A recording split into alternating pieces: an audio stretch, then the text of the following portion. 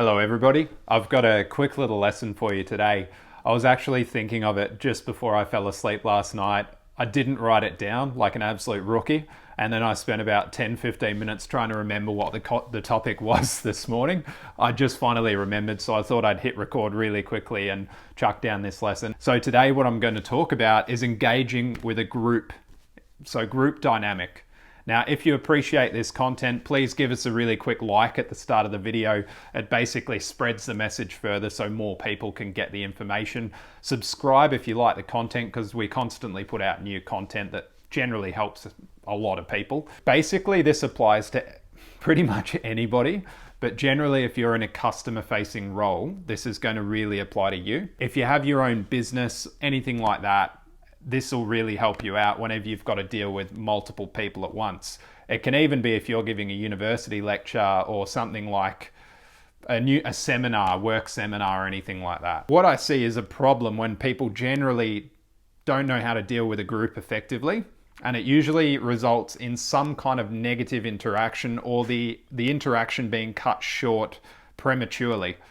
What I'm talking about is, in my experience and back in the days of direct sales, I'd be on a sales stand with somebody else, a colleague, and they'd have somebody come up to talk to them, potentially buy their product, but it'd be more than one person. So it could have been a family, it could have been a person and their partner, it could have been a bunch of friends all come up at once, and they're all listening to the interaction of the salesperson.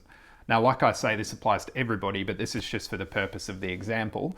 So what would happen is the seller would look at the group and go, right, this person's walked up, they've got the interest, they're the person I've got to pitch. Or this person's got the credit card, they're the one who's going to buy it, they're the one I've got to keep engaged the whole time. And that's what they go about and do.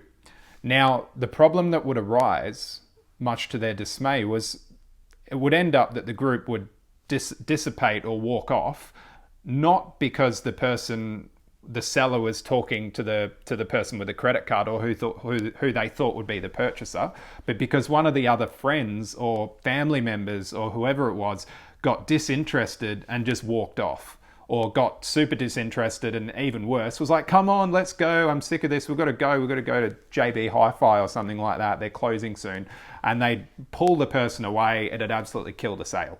If you have ever been in this situation, now this isn't just in a sales scenario, this could have been like you're telling a story and you lost the interest of the group. What I'll tell you now is a little bit of a plug.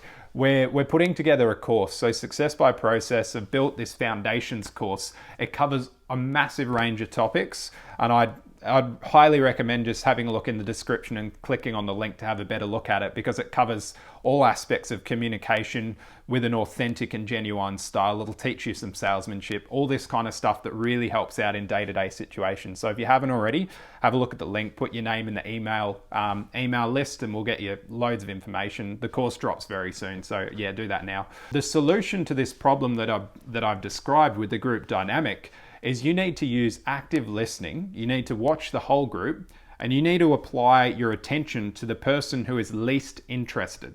So it involves reading everyone, and this person, whoever they are, it's actually going to change throughout your interaction. So let's say your interaction is, just for the sake of it, 10 minutes. At the start, it'll be the little kid. In the middle, it might shift over to the mum who wants to walk away. Near the end of it, it might be the sister. So what I mean to say is you've constantly got to adjust and be watching to see who the least interested party is. So what you do to solve it is you put all your attention on them, you get them involved in the conversation, you ask them some questions using effective questioning, and you can use storytelling, which again you can learn from our course, to build them into and get them excited about whatever it is that you're pitching or describing or presenting. Yeah, so in summary, this has been all about basically how to deal with a group dynamic. It's a really effective way is to shift your attention to the least interested party in the group and constantly be shifting that attention so that you've got the whole group interested. You don't lose them through a bit of negativity or somebody who becomes a bit bored. So again, if you appreciate this content, please chuck a like up. It massively helps on the YouTube and social media algorithms, gets this message out to everybody. And I will come up with some more content for you and bring it to you very shortly. Until then, You guys and girls and everybody have a really great day, and I'll see you again shortly. Cheers.